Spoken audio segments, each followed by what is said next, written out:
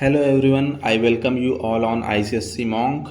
आज हम लोग पीवाईक्यू सीरीज़ स्टार्ट कर रहे होंगे। ये पहला लेक्चर होगा, है ना, जिसमें हम लोग 4 चैप्टर्स कवर करेंगे। अगर आपको इनमें से किसी भी चैप्टर का कॉन्सेप्ट पार्ट नहीं पता है तो आप कॉन्सेप्ट रिवीजन सीरीज़ जो कि इस चैनल पर चल रही है, आपको प्लेलिस्ट सेक्शन में मिल जाएगी। वहाँ से आप कॉन्सेप्ट्स को पढ़ लीजिएगा। बहुत ही कम टाइम में मैंने सारा कुछ कवर कराया है। एक बार उसे आप कवर कर लेंगे तो आपको सब कुछ याद रहेगा जो मैं क्वेश्चंस में यूज करूंगा। ठीक है, आफ्टर कंप्लीटिंग दैट आप एक कॉपी ले लीजिएगा और मेरे साथ साथ क्वेश्चन सॉल्व करिएगा। जब भी मैं क्वेश्चन स्टार्ट करूंगा तो आप पहले पॉज करके सॉल्व करिएगा। अगर आपसे नहीं होगा तो आप सॉल्यूशन देखिएगा। ठीक है, इससे आपको पता चलता रहेगा कि आपकी प्रॉब्लम कहाँ पर और किस क्वेश्चन में हो रही है। ठीक है, तो मैं स्टार्ट करता हूँ। पहला जो हमारा क्वेश्चन होगा वो होगा जीएसटी का। ठीक है, जीएसटी के चैप्टर से स्टार्ट करेंगे। So the first question is the marked price of an article is this. अगर सी जी एस टी 4% है तो आपको ये बताना है कि आफ्टर जीएसटी का आपको कितना प्राइस पे करना पड़ेगा। ठीक है, तो एमपी कितना गिवन है 1375, और ये सारी चीज़ें मैंने बताई हुई हैं। एमपी भी आपको बताया हुआ है कुछ कॉन्सेप्ट वाली कोई क्लास में। सी जी एस टी कितना है, सी जी एस टी है 4%। अगर सी जी एस टी 4% है तो मैंने बताया था सी जी एस टी और S G S T same होता है, ये भी 4% होगा, और इन दोनों को ऐड करोगे तब जीएसटी आता है। जीएसटी है 8%। तो मैंने ये बताया था अगर किसी भी स्टेट में दो लोगों के बीच में ट्रांजैक्शन हो रहा है तो सपोज 8% जीएसटी है तो वो डिवाइड हो जाता है 4% और 4% में। 4% सेंटर के पास जाता है, 4% स्टेट के पास जाता है, तो वही यहाँ पर गिवन है।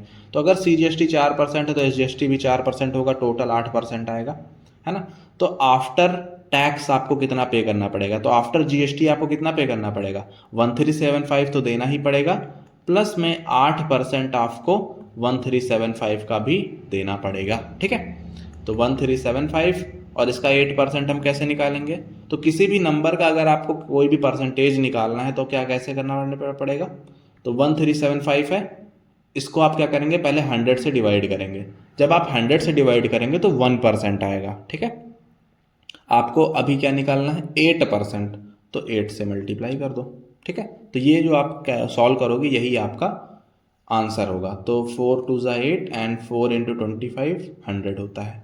तो 1375 प्लस 1375 अपॉन में 25 इंटू में 2 हो जाएगा। इसको सॉल्व करो, 25 इंटू 5 125, 12 इधर आएगा, फिर 55 हो जाएगा। तो 1375 प्लस 55 मल्टीप्लाइड बाई 2 जो कि आएगा 1375 प्लस 110, ऐड करेंगे तो 1485 रुपीज़ आ जाएगा, जो कि फाइनल आंसर होगा। ठीक है, तो यहाँ पर हमारा पहला क्वेश्चन कंप्लीट हो गया।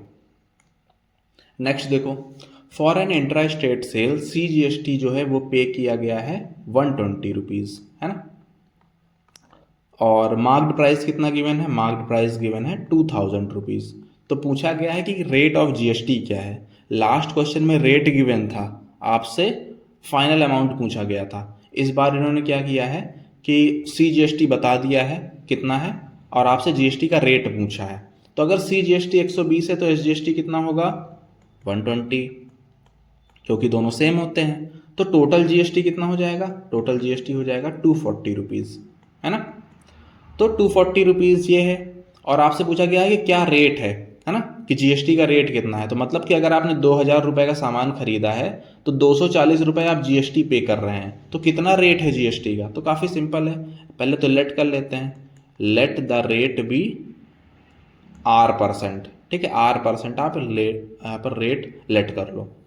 तो मतलब कि अगर मैं 2000 में R% निकालूंगा तो मेरा कितना आएगा 240 रुपीज़ आएगा। अब इसको सॉल्व कर लो, 0 से 0, 0 से 0, 20 multiplied by R is equal to 240। तो R की वैल्यू कितनी आ जाएगी 240 डिवाइडेड बाई 20, 0 से 0, और ये आ जाएगा 12%। तो 12% हमारा आंसर आ जाएगा। क्लियर हुआ। अब हम बढ़ते हैं नेक्स्ट क्वेश्चन पर, क्वेश्चन नंबर 3। क्वेश्चन नंबर 3 क्या है, एक कस्टमर ने 2000 रुपीज़ पे किए बिल को क्लियर करने के लिए। ये उसका बिल है और उसने कितने रुपए दिए 2000 रुपए दिए। और क्या दिया है क्वेश्चन में कि अगर 5% डिस्काउंट इस पर मिलता है अगर आपने किसी भी आर्टिकल के 10 पीसेज लिए हैं। अगर आप कोई भी आर्टिकल 10 चीज़ें ले रहे हो या फिर उससे ज़्यादा ले रहे हो तो आपको 5% का डिस्काउंट भी मिलेगा, ठीक है। और तो आपको क्या करना है, यहाँ पर सब कुछ कैलकुलेट करना है, फिर देखना है कि क्या 2000 आंसर आ रहा है। अगर आ रहा है तो ठीक, नहीं तो नहीं ठीक। तो पहले हम ए आर्टिकल को देखते हैं। ए आर्टिकल कितने लिए हैं हमने, 6 लिए हैं, और एक आर्टिकल का मार्क्ड प्राइस है 190। तो टोटल एमपी कितना होगा, टोटल मार्क्ड प्राइस कितना होगा, 190 मल्टीप्लाइड बाई 6, जो कि आएगा 1140, है ना। 19 इंटू 6 114 होता है ना, तो 1140 आ जाएगा।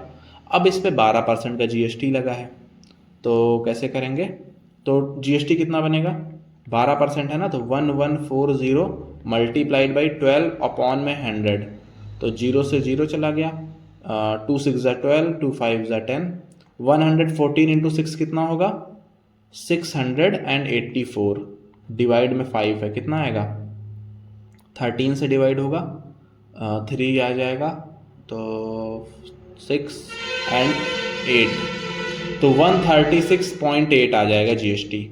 तो अब आपका टोटल प्राइस कितना बनेगा, ए का जो टोटल प्राइस होगा आफ्टर टैक्स कितना बनेगा, 1140 तो पहले से था, प्लस 136.8, इसको ऐड करोगे तो कितना आएगा, 1140 और 136, तो 1276.8, ठीक है। ये आपका ए का टोटल आ जाएगा। अब बी का देखो, बी में कितना है, बी का टोटल मार्केट प्राइस कितना आएगा, 50 थे, क्वांटिटी कितनी 12 थी, है ना, 50 रुपए का एक था, 12 था टोटल, तो 600 रुपये आ गया। लेकिन इसमें आपको ये ध्यान रखना है, 12 है ना, 10 से ज़्यादा है, तो आपको डिस्काउंट भी ऐड करना पड़ेगा। तो आफ्टर डिस्काउंट कितने का बनेगा, डिस्काउंट कितने का बनेगा, 5% का। तो सबसे पहले हम लोग क्या करते हैं, डिस्काउंट लगाते हैं, उसके बाद जीएसटी लगाते हैं। तो पहले हम लोग डिस्काउंट कैलकुलेट करेंगे, कितने का डिस्काउंट पड़ेगा, 600 रुपये है, इस पे 5% का डिस्काउंट कितना आएगा, 6 इंटू 5 30 रुपीज़, तो 30 रुपीज़ का डिस्काउंट आ गया। तो आफ्टर डिस्काउंट कितने का पड़ेगा, 600 में से 30 माइनस कर दो, 570 रुपये। तो आफ्टर डिस्काउंट कितने का पड़ा, 570 रुपये का। अब आप क्या करना है, इस पर टैक्स ऐड कर दो।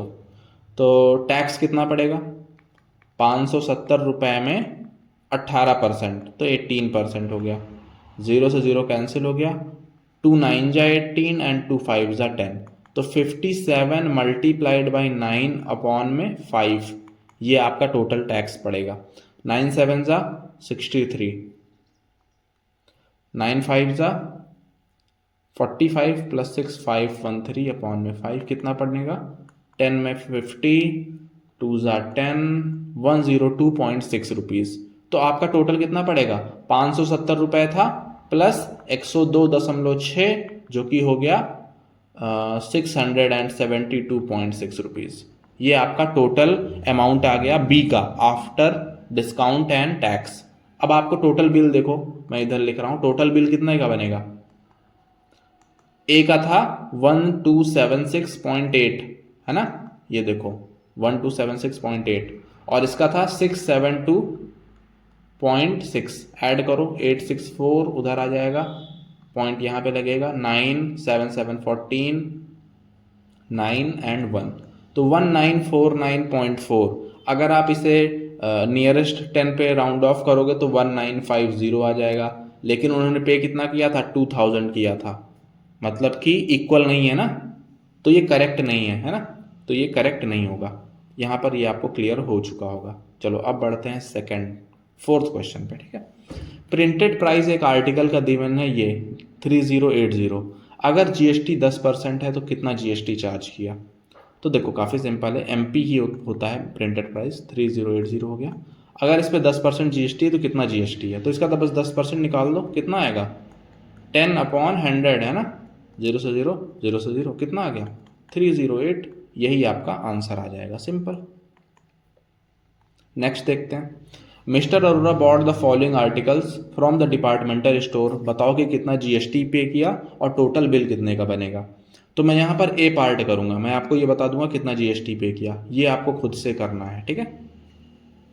तो पहला जो उन्होंने आइटम लिया वो हेयर ऑयल लिया, 1200 रुपये का है और इस पर 18% जीएसटी है, लेकिन 100 का डिस्काउंट भी है, तो 1200 का था, 100 का डिस्काउंट हुआ तो कितने का बन जाएगा, आफ्टर डिस्काउंट ए का अमाउंट कितना बनेगा 1 वाले का, आफ्टर डिस्काउंट ये बनेगा 1100 रुपये का, और 1100 का 18% ही तो जीएसटी होगा, तो जीएसटी कितना बनेगा 1100 का 18%। निकाल लो, 0000 8 198, तो 198 रुपीज़ जीएसटी पड़ेगा पहले वाले पे, हेयर ऑयल पे। ठीक है, अब देखते हैं कैज़ू नट्स पे कितने का पड़ेगा। कैज़ू नट्स है 600 रुपये का, और इस पर कोई डिस्काउंट भी नहीं है, और 12% का जीएसटी है, तो 12/100 तो आ जाएगा 72 रुपीज़। ठीक है, तो 72 रुपीज़ यहाँ पर जीएसटी आ जाएगा। अब आपसे टोटल जीएसटी पूछा कि ऐड कर दो, 270 आ जाएगा, तो मतलब टोटल जीएसटी कितना पे किया 270 किया। अब आप टोटल बिल कितने का बनेगा वो आप खुद से कर लेना, राइट। चलो नेक्स्ट क्वेश्चन देखते हैं। क्वेश्चन नंबर 6 है, selling price of a shirt excluding GST is 800। अगर 12% जीएसटी है तो टोटल प्राइस कितना बताओ। तो सेलिंग प्राइस दिया गया है 800 रुपये, है ना, और इसमें अभी जीएसटी नहीं लगाया है, तो अगर मैं इसमें 12% जीएसटी लगा दूंगा तो टोटल प्राइस कितने का हो जाएगा। तो बड़ा सिंपल है, 800 पहले ही था, अब इस पर 12% जीएसटी ऐड कर देना, तो इंटू 12/100 कितना आ जाएगा 96 आ जाएगा। तो 896 आपका फाइनल आंसर आ जाएगा, सिंपल। नेक्स्ट देखते हैं, marked price of an article is 5000। Shopkeeper ने 10% का डिस्काउंट दिया, फिर 12% जीएसटी लगा दिया, तो आप ये बताना है कि कितना अमाउंट कस्टमर पे करेगा। तो देखो 5000 रुपये का था, ठीक है, पहले आप इस पर क्या करेंगे डिस्काउंट लगाएंगे 10% का, उसके बाद कोई अमाउंट आएगा, फिर उस पर क्या करेंगे आप टैक्स ऐड कर देंगे, तो फिर कुछ और अमाउंट आ जाएगा। यही आपको करना है, तो करो 5000 है, 5000 पे 10% निकालो, कितना आएगा 500 आ जाएगा, मतलब कि 500 माइनस कर देंगे तो कितना बचेगा 4500 बचेगा। आफ्टर डिस्काउंट 4500 हो गया। अब आपको टैक्स ऐड करना है, तो 4500 में आपको टैक्स कितना ऐड करना है 12%, तो 4500 का 12% कितना होगा निकालो 540 रुपीज़। तो आप क्या करोगे 540 ऐड कर दो 4500 में, कितना ऐड होगा 540, 0405, तो 5040 आपका आंसर आ जाएगा। सिंपल सा क्वेश्चन था, ठीक है। तो यहाँ पर आपका कंप्लीट हो गया जीएसटी। अब हम लोग सेकंड चैप्टर पे आएंगे जो कि है बैंकिंग, ठीक है। तो देखो बैंकिंग में क्या है, mister Anuj deposited 500 per month.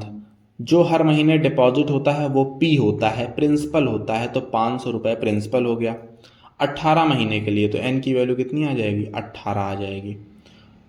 If he earns 570 as interest, अगर उसको एज अ इंटरेस्ट यानी आई की वैल्यू 570 मिल रही है, तो आपको ये बताना है कि उसका अमाउंट कितना होगा, एमवी यानी मैच्योर्ड अमाउंट या फिर मैच्योरिटी वैल्यू कितनी होगी। तो एमवी का फॉर्मूला मैंने आपको क्या बताया था, P multiplied by N plus I होता है, तो वैल्यूज पुट करो। P का वैल्यू क्या है 500 है, N का वैल्यू क्या है 18 है, और I का वैल्यू क्या है 570 है। अब ऑप्शन में चेक कर लो, ए ऑप्शन आपका करेक्ट हो जाएगा। सिंपल सा क्वेश्चन था। नेक्स्ट देखते हैं, mister Rao deposited 250 per month in a recurring deposit for 3 years. अगर उनको 10110 eight the time of maturity मिला, ठीक है, तो ये एमवी है, मैच्योरिटी वैल्यू है, ठीक है। अगर आपको एज अ इंटरेस्ट लिख करके दिया जाए तब वो आई होता है, नहीं तो मैच्योरिटी होता है। तो एमवी की वैल्यू कितनी दी है यहाँ पर 10110, और 500 नहीं 250 पर मंथ डिपॉजिट किया तो 250 आ जाएगा, और 3 साल के लिए तो एन की वैल्यू 3 होती है ना, 3 साल में कितने महीने होते हैं 36 महीने होते हैं, तो 36 आपकी एन की वैल्यू हो जाएगी। रेट ऑफ इंटरेस्ट पूछा है, तो रेट ऑफ इंटरेस्ट कैसे निकालेंगे, आई के फॉर्मूले में होता है ना rate of interest, P into N, n+1 upon में 2 इंटू 12 इंटू आर अपॉन 100, लेकिन हमें आई भी तो नहीं पता, तो पहले आई निकाल लेते हैं। M V is equal to P N plus I होता है, तो पहले आई की वैल्यू निकालते हैं। एम वी कितना हो जाएगा 10110, पी इंटू एन करो 250 मल्टीप्लाइड बाई 36 प्लस आई, ये इंटरेस्ट आ जाएगा। चलो करके देखते हैं, 250 इंटू 36 कितना आएगा 25 इंटू 6 0 15 90 9000 आ जाएगा और ये 10110 आ जाएगा प्लस इंटरेस्ट आ जाएगा। तो आई की वैल्यू यहाँ से कितनी आ जाएगी, 9000 में 10110 माइनस करो तो 1110 आ जाएगा। मुझे तो यही लग रहा है, हाँ यही आ जाएगा। 9000 में 1110 ऐड करोगे तभी वो आएगा। तो आई की वैल्यू इतनी आ गई 1110। पी कितना है हमारा 250 है, एन कितना है 36 है, एन प्लस वन कितना है 37 है, अपॉन में 2 इंटू 12 हो जाएगा और रेट अपॉन में 100 हो जाएगा। ठीक, अब देखो क्या क्या कैंसिल होता है, 12 इंटू 3 कैंसिल हो जाएगा, 0 से 0 कैंसिल हो जाएगा और 5 2 ज़ा 10 हो जाएगा और 5 5 ज़ा 25 आ जाएगा। तो क्या बचेगा आपके पास 5 मल्टीप्लाइड बाई 3 मल्टीप्लाइड बाई 37 और डिनोमिनेटर में 2 इंटू 2 इंटू आर और इधर 1110 हो जाएगा। ठीक है, अब देखो 37 इंटू 3 जो होता है वो 111 होता है, तो वही तो है यहाँ पर 10 टाइम्स में ये भी चला जाएगा। अब क्या होगा 10 इंटू 2 इंटू 2 और डिवाइड में 5 आ जाएगा इज इक्वल टू रेट, तो 5 2 ज़ा 10, तो 2 इंटू 2 इंटू 2 आर जो आएगा आपका 8% आ जाएगा। ठीक है, तो आर की वैल्यू कितनी आ गई 8% आ गई। फर्स्ट आपका करेक्ट हो गया। आगे इन्होंने ये पूछा है कि कितना इंटरेस्ट और मिलेगा अगर वो 250 पर मंथ से ज़्यादा, मतलब 250 और देने लगे हर महीने। मतलब अगर मैं पी की वैल्यू 500 कर दूँ, पी की वैल्यू 500 कर दूँ तो कितना ज़्यादा इंटरेस्ट मिलेगा, रेट उतना रहेगा 8%, टाइम भी उतना रहेगा 36 मंथ्स, तो कितना इंटरेस्ट मिलेगा। तो बड़ा सिंपल सा है, खुद से करना आप लोग। आई का फॉर्मूला लगाओ, P into N N plus one upon में 2 इंटू 12 इंटू आर अपॉन 100। ठीक है, सारी वैल्यूज पुट करो, पी के प्लेस पे 500, एन के प्लेस पे 36, आर के प्लेस पे 8। एक बार आप ये पुट करोगे तो आपको आई की वैल्यू मिलेगी। अभी आई की वैल्यू कितनी है 1110। फिर जो आई की वैल्यू मिलेगी वो ज़्यादा मिलेगी, कितनी ज़्यादा मिलेगा वही आपका आंसर होगा। ठीक है, तो जो अभी आई का वैल्यू मिलेगा ये आई डैश मान लो इसे, आई डैश में से आई माइनस कर देना, जो आपको आंसर मिलेगा वही आपके इस क्वेश्चन का आंसर हो जाएगा। क्लियर। अब हम बढ़ते हैं नेक्स्ट क्वेश्चन पे। थर्ड क्वेश्चन क्या है, Suresh has a recurring deposit account in a bank, he deposits 2000 per month and the bank page interest at the rate of 8% per annum. अगर उसको 1040 एज अ इंटरेस्ट मिल रहा है eight the time of maturity, तो बताओ कितने साल तक उसने अकाउंट चलाया है। तो वैल्यूज़ कौन कौन सी हैं, पी का वैल्यू है 2000, ठीक है 2000, और रेट है 8% और इंटरेस्ट कितना है 1040 है ना। तो यहाँ पर हमें n की वैल्यू बतानी है, तो n जब भी पूछा जाता है तब क्वाड्रेटिक बनती है, तो हमें क्वाड्रेटिक सॉल्व करना आना चाहिए। तो करके देखते हैं कैसे करेंगे। पहले तो हमें ये देखना पड़ेगा, हाँ पहले चलो आई वाला फॉर्मूला लगाते हैं। I is equal to P into N plus one upon 2 into 12 into R upon 100 होता है। आई का वैल्यू कितना है 1040, पी कितना है 2000, एन और एन प्लस वन तो हमें पता नहीं है तो इसको ऐसे ही रहने दो और नीचे लिख लो 2 इंटू 12, रेट कितना है 8 अपॉन में कितना आ जाएगा 100। तो देखो 0 0 ये तो कैंसिल आउट ही हो गया और 2 4 ज़ा 8 एंड 4 3 ज़ा 12 है ना। तो कितना बचा आपका 1040 और इधर बचा 20, मल्टीप्लाई में क्या है n और n प्लस वन है और नीचे क्या है अपॉन में 3 है, तो यहाँ तक आ गया। अब देखो ये भी कैलकुलेट डिवाइड हो रहा है, 0 से 0 चला जाएगा और आपका आंसर बनेगा n into N plus one कितना बनेगा 3, उधर मल्टीप्लाई हो जाएगा और 2 से डिवाइड हो जाएगा। तो 104 अगर मैं 2 से डिवाइड करूँगा तो 52 आएगा और 3 से मल्टीप्लाई करेंगे तो 156 आ जाएगा। तो इसको आप सॉल्व करोगे तो n into N plus one 156 ही आएगा। देखो 3 से मल्टीप्लाई किया तो 312 हो गया और ये 2 डिवाइड में आ जाएगा ना, तो 312 अपॉन 2 156 आ जाएगा। तो n into N plus one की वैल्यू कितनी आ गई 156 आ गई। अब हमें ये देखना है कैसे इसको सॉल्व करेंगे, ये तो यहीं पे सॉल्व हो जाना चाहिए। n into N plus one की वैल्यू 156 है, तो मतलब n स्क्वायर प्लस n की वैल्यू कितनी आ गई 156 आ गई, मतलब n square plus n minus 156 की वैल्यू 0। ये आपकी क्वाड्रेटिक बन गई है। आपको 156 के, ठीक है, 156 के ऐसे फैक्टर्स पता करने हैं जिनको माइनस करने पे 1 आ जाए, ठीक है। तो देखो 156 है, 156 के ऐसे पैटर्न, ऐसे फैक्टर्स ढूंढने हैं जिनको माइनस करने पे 1 आंसर आता हो। तो पहले 2 से करेंगे तो 2 7 14, 78 आ गया। फिर 2 से करेंगे तो 39 आ गया। फिर 3 से करेंगे तो 13 आ गया।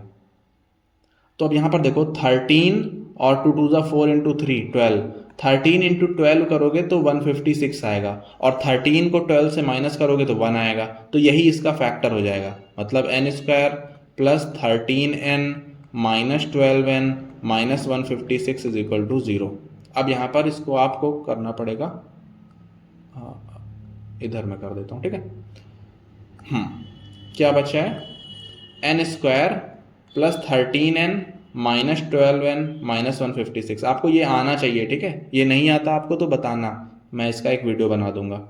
n यहाँ पे कॉमन ले लो, इसमें कितना कॉमन आएगा, n कॉमन आएगा तो n प्लस 13 बचेगा। यहाँ पर आप कॉमन ले लो माइनस का 12, तो आपके पास क्या बचेगा, n प्लस 13 बचेगा इक्वल टू 0। तो n की वैल्यू आ गई माइनस 12 और प्लस 13, है ना।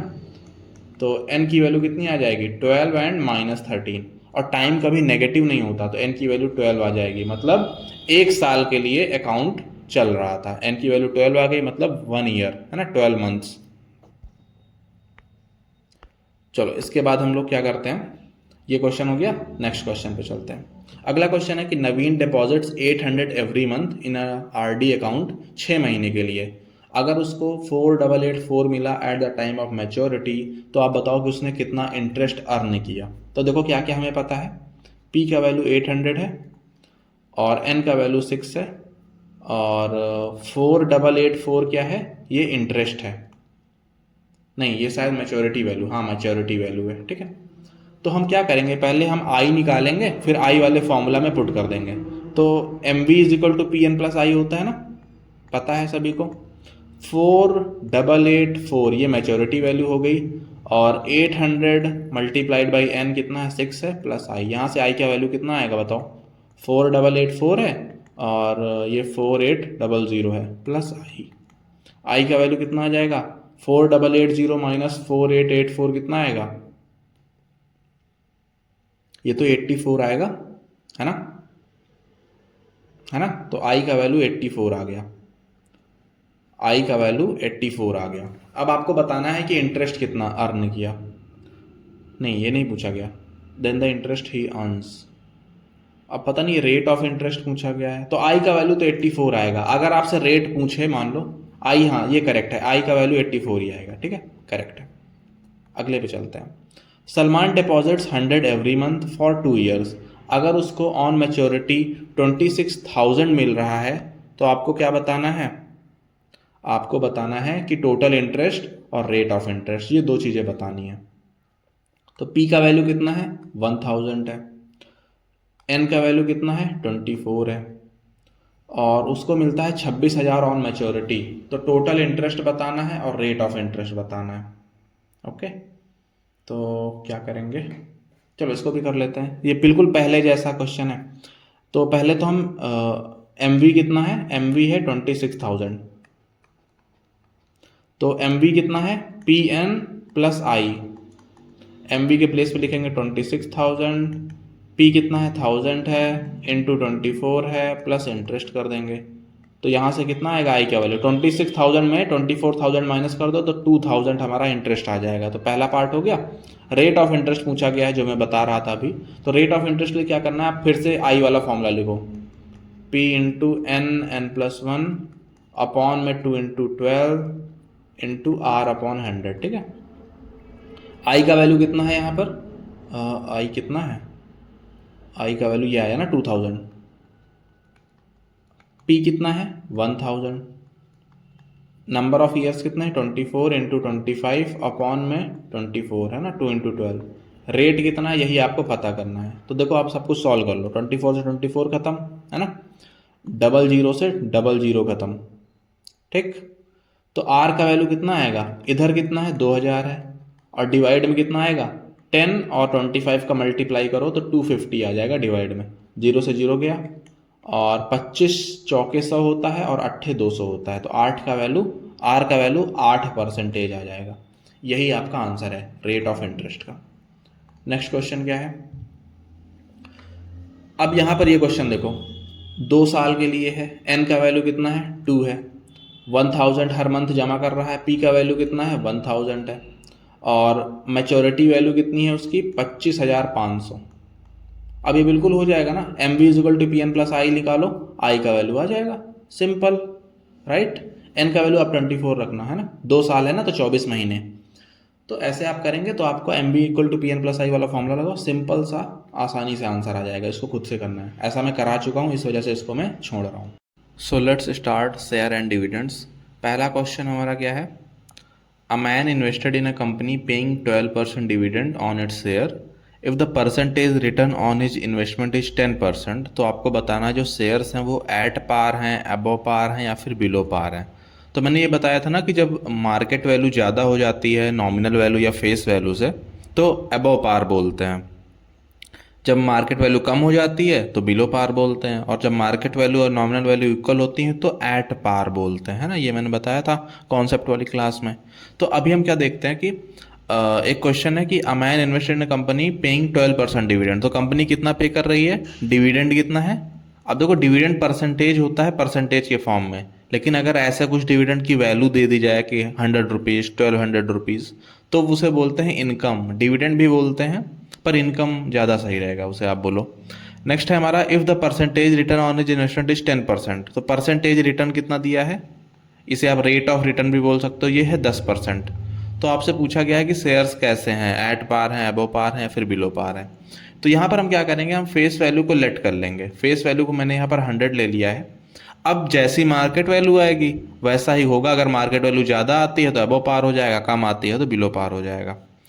तो हम लोग कैसे स्टार्ट करें, तो 2 फॉर्मूलेज मैंने बताए थे, एक रिटर्न का फॉर्मूला बताया था। रिटर्न परसेंटेज किसके इक्वल होता है, इनकम डिवाइडेड बाय इन्वेस्टमेंट और मल्टीप्लाइड बाय 100, एक ये फॉर्मूला बताया था। और एक मैंने इनकम का फॉर्मूला क्या बताया था, number of shares multiplied bye dividend और अपॉन में 100 रहेगा, इनटू क्या रहेगा, इनटू फेस वैल्यू रहेगा। 2 वैल्यूज बताई थी मैंने, मतलब 2 फॉर्मूलेज बताए थे। अब इसमें वैल्यूज पुट करो, मान लेते हैं एक ही शेयर है, ठीक है, क्योंकि ये क्वेश्चन में सिर्फ आपको ये बताना है एट पार अबव पार। तो मान लेते हैं कि एक ही शेयर है तो एन की वैल्यू 1 हो जाएगी। डिविडेंड कितना है, डिविडेंड है 12%, तो 12/100, और फेस वैल्यू कितनी है 100 है, तो यहाँ से 100 और 100 कैंसिल हो जाएगा। इनकम कितनी आ जाएगी हमारी, इनकम आ जाएगी 12 रुपीज़। ओके, अब इनकम 12 रुपये आ चुकी है। अब इनकम को यहाँ पुट करो, रिटर्न परसेंटेज कितना है 10% है ना, और इनकम कितना है 12 है, और इन्वेस्टमेंट कितनी है, इन्वेस्टमेंट अभी हमें नहीं पता, इनटू 100 कर लो। अब इन्वेस्टमेंट कितना आएगा, इन्वेस्टमेंट को उधर भेज दो और 10 को इधर बुला लो, तो 12/10 इंटू 100 हो जाएगा, ठीक है, 0 से 0 कैंसिल, तो 120 आ जाएगी इन्वेस्टमेंट। इन्वेस्टमेंट कितनी आ गई, 120 आ गई। और हमें पता है इन्वेस्टमेंट का फॉर्मूला क्या होता है, number of shares multiplied by market value of 1 share. तो अगर नंबर ऑफ शेयर 1 है तो इन्वेस्टमेंट किसके इक्वल हो जाएगा, मार्केट वैल्यू के इक्वल हो जाएगा ना। तो मार्केट वैल्यू कितनी आ गई 120 रुपये, और हमारी फेस वैल्यू मैंने कितनी लेट करी थी 100 लेट करी थी। तो अगर 100 फेस वैल्यू है, मार्केट वैल्यू 120 है, तो शेयर्स क्या है, अबव पार हैं, है ना, अबव पार है, market value is greater then face value. Okay, तो इस तरह से हम लोग ये वाला क्वेश्चन करेंगे। नेक्स्ट क्वेश्चन देखो, a man bot 200 shares of a company at 25% premium. अगर उसे 5% का रिटर्न मिला इन्वेस्टमेंट पे, तो आप मार्केट वैल्यू बताओ, डिविडेंड परसेंट बताओ, ये सब बताओ, है ना। तो पहले क्या क्या गिवन है वो लिख लेते हैं। रुपी है 200 शेयर्स, मतलब फेस वैल्यू कितनी गिवन है 200, और उसको मिले कितने में है 25% प्रीमियम में मिले हैं, मतलब फेस वैल्यू से 25% ज़्यादा पे मिले हैं, मतलब एबो पार चल रहा है यहाँ पे। तो 200 का अगर आप 25% बढ़ाओगे तो 200 का 25% कितना होता है 25, 1/4, और ये 50 आ जाएगा ना। तो मार्केट वैल्यू 50 ज़्यादा, मतलब 250 रुपये आ जाएगी। और क्या क्या, तो मतलब ए वाला हमारा करेक्ट हो गया, मतलब ए वाला आंसर आ गया। अब इसके बाद क्या गिवन है कि अगर 5% रिटर्न है तो रिटर्न परसेंटेज कितना है 5%। तो आपको बताना है डिविडेंड परसेंट, डिविडेंड कितना है। तो डिविडेंड का फॉर्मूला पता है ना, डिविडेंड किस फॉर्मूले में आता है, इनकम वाले फॉर्मूला में आता है। Income is equal to number of shares multiplied by dividend upon में 100 इंटू फेस वैल्यू, लेकिन हमें फेस वैल्यू तो चलो पता है, नंबर ऑफ शेयर्स को हम 1 ले लेंगे अभी, डिविडेंड और इनकम भी नहीं पता ना, तो इनकम के लिए एक और फॉर्मूला हमें पता है, क्योंकि हमें रिटर्न परसेंट पता है ना, तो रिटर्न परसेंट का भी तो फॉर्मूला बताया था मैंने, क्या था, income divided by investment multiplied by 100, ठीक है। तो रिटर्न परसेंट केस कितना है, 5% है। इनकम को अभी आपको नहीं पता, लेकिन इन्वेस्टमेंट किसके इक्वल हो जाएगा, जितना मार्केट वाले, क्योंकि हमने माना है एक ही शेयर। अभी देखो शेयर का नंबर तो दिया नहीं है, नीचे दिया है 1000 यहाँ पर। अच्छा, नंबर ऑफ शेयर तो पूछा ही गया, तो नंबर ऑफ शेयर तो अभी पूछा नहीं गया है और हमें बताया भी नहीं गया, तो अभी आप 1 मान लो। अब यहाँ पे इन्वेस्टमेंट को मैं 250 मान लूंगा, क्योंकि नंबर ऑफ शेयर्स अगर 1 है तो इन्वेस्टमेंट और मार्केट वैल्यू सेम हो जाती है, इंटू 100 कर लो। अभी देखो कितना आ रहा है, 0 से 0 कैंसिल हो जाएगा, 25 इंटू 5 125 अपॉन 10, इतनी इनकम हो जाएगी। इनकम कितनी हो गई, 12.5 रुपीज़ हो गई, ठीक है। अब इसको यहाँ पे पुट कर दो, 12.5 यहाँ रख दो, नंबर ऑफ शेयर्स को 1 मान लो, डिविडेंड हमको तो निकालना ही है, अपॉन 100 इंटू फेस वैल्यू कितनी है, 200 है, तो 200 ले लो। अब 0 0 0 0 कैंसिल, तो यहाँ से डिविडेंड कितना आ जाएगा, 12.5 डिवाइडेड बाई 2, जो कि आता है 6.25 के इक्वल, तो 6.25% आपका डिविडेंड आ जाएगा, है ना।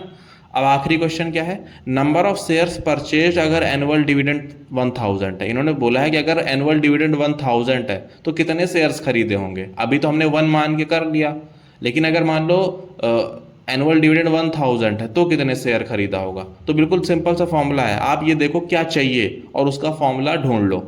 तो यहाँ पर पूछा गया है कि एनुअल डिविडेंड गिवन है, एनुअल डिविडेंड का मतलब एनुअल इनकम, डिविडेंड एक परसेंटेज में होता है जो कि ये होता है, और इनकम और डिविडेंड ये होता है, ठीक। तो अगर यहाँ पर एनुअल डिविडेंड 1000 है तो पहले हम फॉर्मूला लिखेंगे, इनकम का फॉर्मूला क्या है, number of shares dividend upon 100 into face value. अब इन्होंने पूछा है कि अगर एनुअल डिविडेंड 1000 है, मतलब इनकम कितनी हो गई, 1000 हो गई। नंबर ऑफ शेयर्स आपको पता लगाने हैं, तो इसको ऐसे रहने दो। डिविडेंड कितना है, अभी हम लोगों ने निकाला 6.25 अपॉन 100, और फेस वैल्यू कितनी है, फेस वैल्यू तो 200 है ना। अब ये 0 से 0 0 से 0 खत्म, 6.25 इंटू 2 हो जाएगा 12.5, तो नंबर ऑफ शेयर्स की वैल्यू कितनी आ जाएगी, 1000 डिवाइडेड बाई 12.5। अब इसको आप लोग सॉल्व कर लो, आंसर आपका आ जाएगा। तो जो भी इसका आंसर आएगा अराउंड 80 आएगा जहाँ तक मुझे लगता है। 12 8 96, 5 8 4 एंड 100, हाँ 80 आंसर आ जाएगा आपका। ओके, तो ये भी क्लियर हो गया। नेक्स्ट क्वेश्चन देखो, नेक्स्ट क्वेश्चन है कि sum invested to purchase 15 shares of a company. आपको यहाँ पे बताना है कितना सम इन्वेस्ट किया गया 15 शेयर्स खरीदने के लिए। नंबर ऑफ शेयर्स कितने हैं, 15 शेयर्स खरीदने के लिए कितना सम इन्वेस्ट किया जाएगा। शेयर्स की वैल्यू कितनी है, नॉमिनल वैल्यू गिवन है, नॉमिनल वैल्यू 75 है, और ये 20% के डिस्काउंट पर अवेलेबल है, ठीक है। ये जो शेयर्स हैं कितने पे अवेलेबल हैं, 20% डिस्काउंट पे। तो मार्केट वैल्यू कितनी होगी, इस पे 20% घटा दो, तो 75 का 20% कितना होगा, पहले ये निकाल लेते हैं, 20 2500 5 इंटू 15, तो 15 कम हो जाएगा, 75 में से 15 माइनस कर दो, कितना आएगा, 60 आ जाएगा। तो इसकी मार्केट वैल्यू कितनी आ गई, 60। अब बताओ कितना आएगा, इन्वेस्टमेंट कितना हो जाएगा, number of shares 15 multiplied by market value 1 share, तो जो कि 900 आ जाएगा, ठीक है। नेक्स्ट देखते हैं, Rohit invested 9600 on 100 shares at ₹20 premium paying 8% dividend. Rohit sold the shares when the price rose to 160. He invested the proceed in 10% ₹50 shares at ₹40. तो अभी इससे घबराना नहीं है, लंबे क्वेश्चन से, बहुत सिंपल सा है। पहले देखो, रोहित ने ना पहली एक कंपनी में इन्वेस्ट किया, उसके बारे में डिटेल्स दी गई हैं। फिर क्या हुआ कि जब उस कंपनी के शेयर की वैल्यू बढ़ गई, देखो 160 हो गई, तो उन्होंने क्या किया, पूरे शेयर बेच दिए, है ना। शेयर जब बेच दिए तो उसको पैसे मिल गए होंगे, उस पैसे को इसने इन्वेस्टेड द प्रोसीड, अगली कंपनी में इन्वेस्ट किया। उस कंपनी में ये चीजें हैं, 10% है, 50 शेयर एट ₹40, ठीक है। तो दो कंपनीज हैं, दो कंपनी के बारे में पहले हम लोग पहली कंपनी के बारे में लिखते हैं। पहली कंपनी में कितना इन्वेस्टमेंट किया है, 9600 का, और ₹100 शेयर, मतलब फेस वैल्यू क्या है, 100, अवेलेबल है 20 प्रीमियम, मतलब मार्केट वैल्यू कितनी हो जाएगी, 20 बढ़ा दो 120 हो जाएगी। और डिविडेंड कितना है इस कंपनी में, 8% डिविडेंड है, ठीक। तो पूछा क्या गया है, ओरिजिनली नंबर ऑफ शेयर, मतलब पहली कंपनी में इसके कितने शेयर्स थे। तो नंबर ऑफ शेयर वाला फॉर्मूला लगाओ, तो नंबर ऑफ शेयर का फॉर्मूला क्या होता है, नहीं इन्वेस्टमेंट का फॉर्मूला बताया था ना मैंने, इन्वेस्टमेंट के फॉर्मूले में ही तो होता है ये। इन्वेस्टमेंट का फॉर्मूला क्या होता है, number of shares multiplied by market value of one share. Number of shares आपको पता लगाने हैं, इन्वेस्टमेंट आपको पता ही है 9600, नंबर ऑफ शेयर को n ले लो, मार्केट वैल्यू कितनी है 120 है, अब निकाल लो 9600 अपॉन में 120 कितना आ जाएगा 80। तो पहली कंपनी में कितने शेयर्स खरीदे थे 80 शेयर्स खरीदे थे। इसके बाद क्या पूछा गया है सेल प्रोसीड, मतलब कि जब इन्होंने सारे शेयर्स को बेच दिया तो कितना पैसा मिला, तो सेल प्रोसीड कैसे आएगा। अब पहले तो हमें ये पता होना चाहिए कितने शेयर थे, तो हमें पता चल गया 80 शेयर्स थे उनके पास और एक शेयर इन्होंने कितने का बेचा 160 रुपीज़ का। कब बेचा जब 160 हो गया था ना, तो 160 से मल्टीप्लाई कर दो कितना आ जाएगा 12800। इतने रुपए इनको मिले जब इन्होंने सेल किया अपने शेयर्स का। ठीक है, अब इनके पास इतने रुपए आ चुके हैं, रखे हुए हैं। अब इन्होंने देखा कि एक और कंपनी है तो इन्होंने उसमें इन्वेस्ट किया। तो यहां तक हमारी पहली कंपनी का काम खत्म हो गया। अब आते हैं दूसरी कंपनी में। दूसरी कंपनी में क्या है 10%, यहाँ पे डिविडेंड कितना है 10% है और ₹50 शेयर्स एट ₹40, मतलब फेस वैल्यू क्या है शेयर्स की 50 है और अवेलेबल कितने पे है 40 पे, तो 40 क्या हो जाएगी मार्केट वैल्यू हो जाएगी। अब इसके बाद देखो इन्होंने पूछा है कि न्यू नंबर ऑफ शेयर्स, अब नई कंपनी में इन्होंने जो इन्वेस्ट किया तो इनको कितने शेयर्स मिले, तो काफी सिंपल है, investment is equal to number of shares multiplied by market value. हमको यहाँ पे क्या चाहिए नंबर ऑफ शेयर ही तो चाहिए, इन्वेस्टमेंट कितने की करी है। अब यही पैसा तो इन्होंने इन्वेस्ट किया 12,800 रुपए जो इन्हें मिला था वही पैसा तो इन्वेस्ट किया, तो 12,800 इधर आ जाएगा। नंबर ऑफ शेयर्स हमें नहीं पता, मार्केट वैल्यू कितनी है जो नए शेयर खरीदे 40, नए शेयर पूछे गए हैं ना, इसका मार्केट वैल्यू मत पुट कर देना। अब डिवाइड कर दो, 0 से 0 चला गया, नंबर ऑफ शेयर्स हो जाएगा 1280 डिवाइडेड बाई 4 कितना आ जाएगा 320। तो दूसरी कंपनी में कितने शेयर्स खरीदे 320 शेयर्स खरीदे। अब इसके बाद उन्होंने पूछा है change in the two dividends, मतलब कि पहली कंपनी में इनका कुछ इनकम रहा होगा और दूसरी कंपनी में भी कुछ इनकम रहा होगा, कितने का डिफरेंस है, कितनी इनकम में डिफरेंस आई, तो हम निकाल लेते हैं। पहली कंपनी में क्या इनकम होगी, लेट्स सपोज I1 ले लेते हैं। इनकम का फॉर्मूला मैंने बताया था ना, number of shares dividend upon 100 into face value, यही होती है। तो वैल्यूज पुट करो, कितने शेयर्स थे पहली कंपनी में 80 शेयर्स थे ना, 80 शेयर्स। डिविडेंड कितना था, कितना डिविडेंड दे रही थी कंपनी 8%, तो 8 अपॉन 100, फेस वैल्यू कितना था पहली कंपनी में 100 रुपीज़, तो ये खत्म 8 8 जा 64, मतलब पहली कंपनी में कितना इनकम रहा था यहाँ पर 640 रुपीज़ था। अब देखते हैं दूसरी कंपनी में क्या इनकम होगा। I2 नंबर ऑफ शेयर्स कितने थे इस कंपनी में 320, ठीक है, डिविडेंड कितना था यहाँ पे 10%, तो 10 अपॉन 100 हो जाएगा। और फेस वैल्यू कितनी थी यहाँ पर, फेस वैल्यू थी 50, तो 50 इंटू 2 100 हो जाएगा, 2 5 जा 10, 320 इंटू 5 करो कितना आएगा, करो सभी लोग 500 5 10 1 5 1600। तो पहली कंपनी में इनकी इनकम कितनी थी 640 रुपीज़ थी, दूसरी कंपनी में 1600 रुपए थी, तो डिफरेंस कितने का आएगा बताओ, डिफरेंस कितने का आएगा, माइनस कर दो 1600 में से 640 माइनस करो, वही आपका आंसर आ जाएगा जो कि आएगा 960 रुपीज़। क्लियर हो गया, सिंपल सा क्वेश्चन था। अच्छे से इसमें से इन चारों क्वेश्चन में से जो आपको ना समझ आया हो उसको दोबारा देख लो, है ना। और वैसे क्वेश्चंस अगर आपके बुक में हो तो 1-2 प्रैक्टिस भी कर लो अगर आपको डिफिकल्टी हो रही है तो, है ना। और अगर कोई डाउट है तो उसके लिए कमेंट सेक्शन में आप बता देना कि मुझे ये डाउट आ रहा है। ओके, तो यहाँ पर हमारा शेयर एंड डिविडेंड भी खत्म हुआ। अब हम लोग स्टार्ट करेंगे लीनियर इनइक्वेशन को। ये बिल्कुल सिंपल सा चैप्टर है, आपको बस इक्वेशंस को सॉल्व करना आना चाहिए बस, उसके बाद सॉल्यूशन सेट बिल्कुल आसानी से निकलता है। तो पहली क्वेश्चन देखते हैं। पहला क्वेश्चन है 0 से लेकर के -x अपॉन 3 एंड 2। तो यहाँ पर 2 इक्वेशंस हैं, आपको कैसे देखना है, इनको सेपरेट कर लेना है। यहाँ से यहाँ तक आपकी पहली इक्वेशन बनेगी और यहाँ से यहाँ तक आपकी दूसरी इक्वेशन बनेगी, ठीक है। तो इनको सेपरेट कर लो, ऐसे कर लो 0 -x अपॉन 3 और इसको क्या कर लो -x अपॉन 3 और 2। अब ये 2 इक्वेशंस बन गए, दोनों को अलग अलग सॉल्व करके फिर आप एक साथ रख लेना।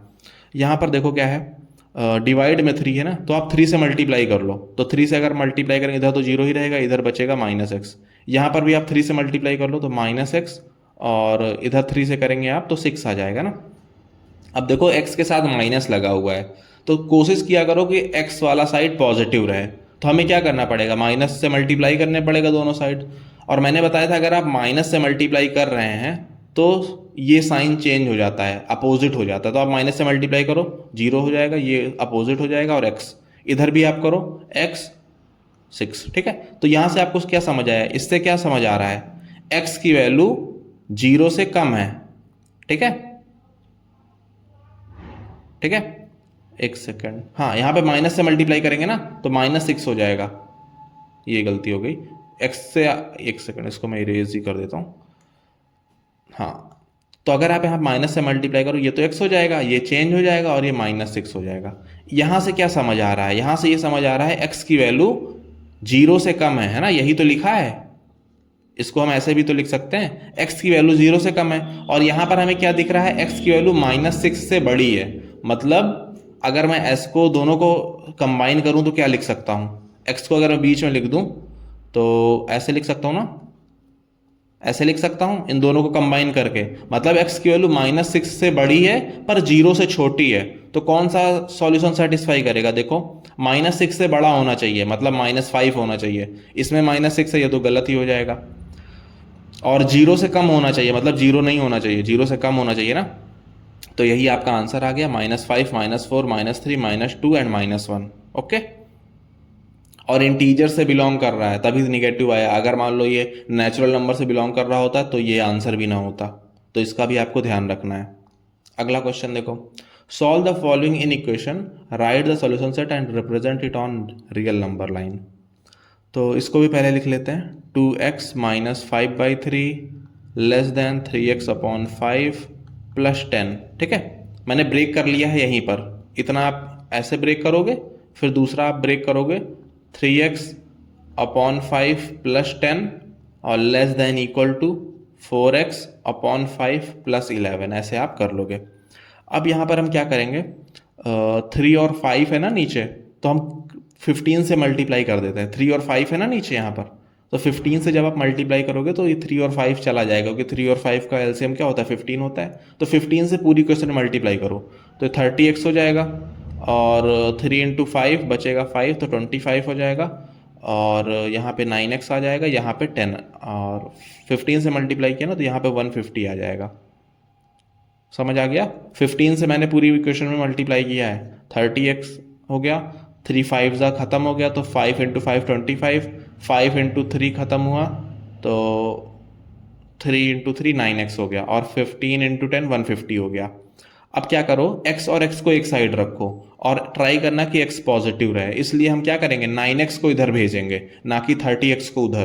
तो 30x - 9x, और इधर 150 + 25, 30x - 9x कितना होगा, 21x हो जाएगा, और इसको क्या हो जाएगा, 175 हो जाएगा।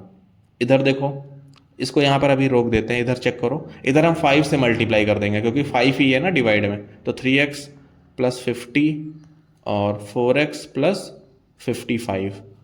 अब क्या करोगे, 3x को उधर भेज दो, तो 50 - 55 और 4x - 3x कितना आ जाएगा, ये माइनस का 5 आ जाएगा, और ये x आ जाएगा।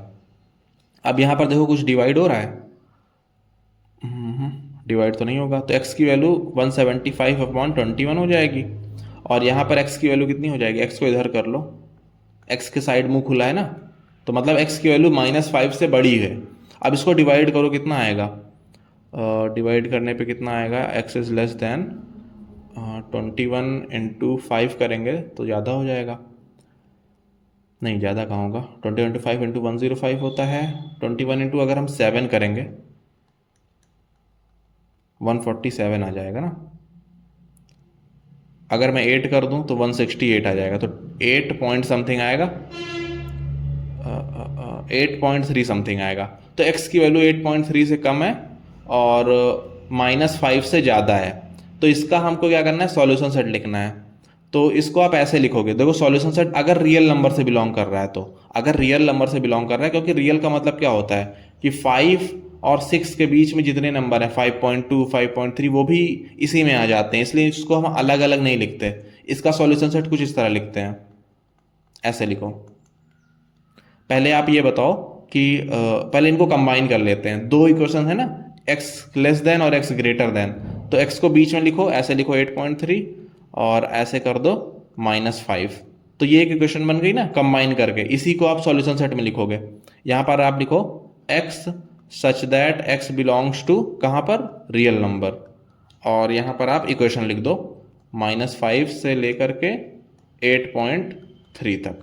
ठीक है, ये आपका सॉल्यूशन सेट हो गया। अब रियल नंबर लाइन पे रिप्रेजेंट करना है तो आप एक नंबर लाइन बना लो, और -5 से बड़ा होना चाहिए, तो इधर आप -5 बना लो, -4 बना लो, -3, -2, -1, 0, 1 2 3 4 5, मान लेते हैं यहाँ पर 8 है। ठीक है, बीच में 6 और 7 भी है, तो हमें 8.3 तक चाहिए ना, तो यहाँ पर 9 होगा, और बीच में मान लेते हैं कहीं पर 8.3 है। अब 8.3 देखो इंक्लूडेड नहीं है ना, 8.3 से कम है, तो 8.3 पर आप हॉलो कर लोगे।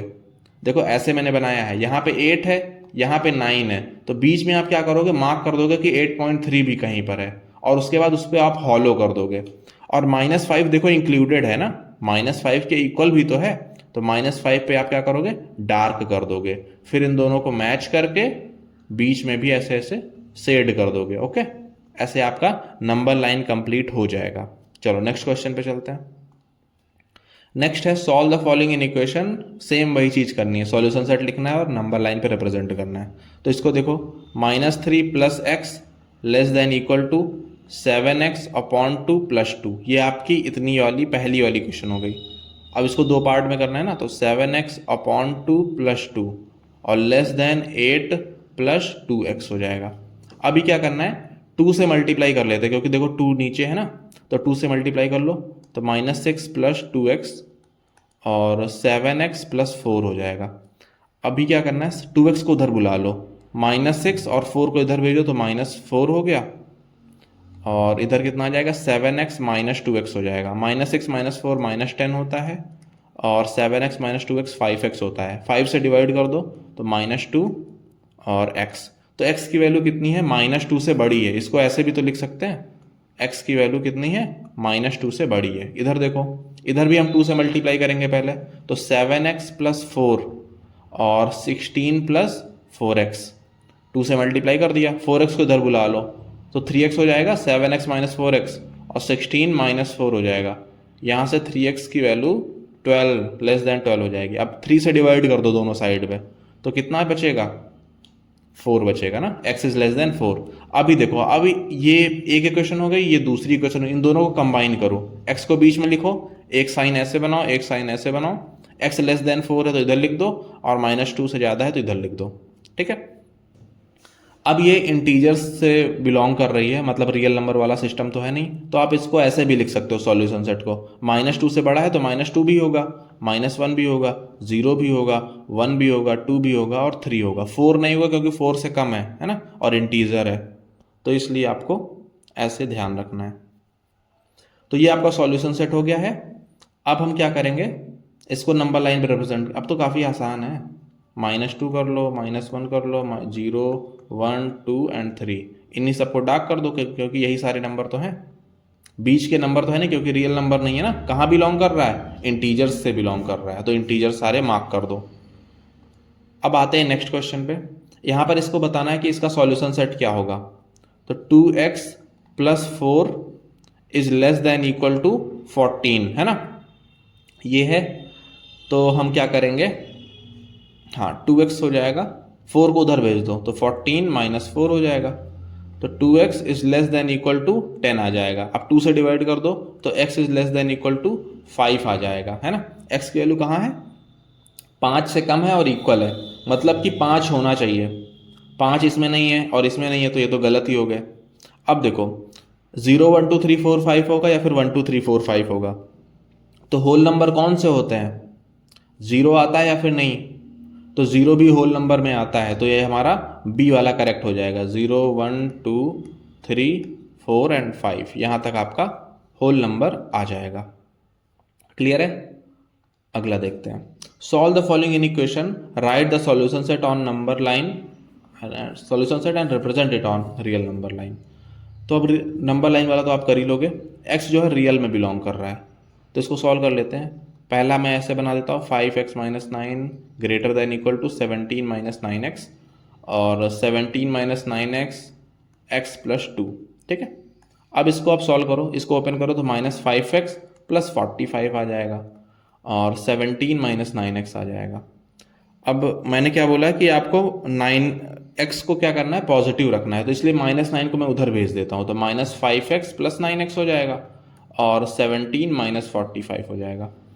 और यहाँ से आ जाएगा 9x - 5x 4x आ जाएगा और 45 - 17 माइनस का साइन लगेगा 28 आ जाएगा। अब क्या करना है, -28/4 x is greater than equal to 7 आ जाएगा, माइनस का 7, मतलब x की वैल्यू जो है -7 से बड़ी है।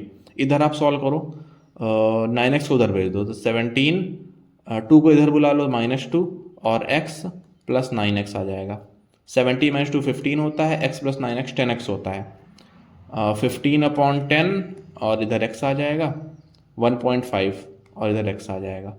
इसको ऐसे भी लिख सकता हूँ ना, x इज लेस देन 1.5, तो मतलब x की वैल्यू 1.5 से कम है पर -7 से बड़ी है। इनको कंबाइन कर दो जरा, x 1.5 से कम और -7 से equal to and greater than, ये आपकी कंबाइन हो गई। अब सॉल्यूशन सेट लिखना है, वैसे ही लिख दो, x such that x belongs to real number और आगे यही सेम चीज -7 से लेकर के 1.5 तक। ओके, ऐसे आपको सॉल्यूशन सेट लिख लेना है और नंबर लाइन में बता चुका हूं, वैसे ही आपको इसको कर लेना है। यहां पर इसको पूछा गया रियल से बिलोंग करता है तो सॉल्यूशन सेट क्या होगा, तो देखो x -3 -5, 3 को उधर भेज दो तो x is greater than equal to -5 + 3 हो जाएगा, तो x is greater than equal to -2 आ जाएगा। तो ये देखो -2 से जितना जहां तक जा सकता है इनफाइनाइट तक, वहां तक इसका सॉल्यूशन सेट है। तो इसको बिल्कुल सिंपल ऐसे लिख दो सॉल्यूशन सेट इसका, x such that x belongs to R और x कहाँ तक है, ग्रेटर देन इक्वल टू -2 है। अब इसको एक एक करके लिखने मत जाना, रियल नंबर से बिलोंग कर रहा है तो ऐसे ही सॉल्यूशन सेट लिख दिया करो, काफ़ी सिंपल सा तरीका।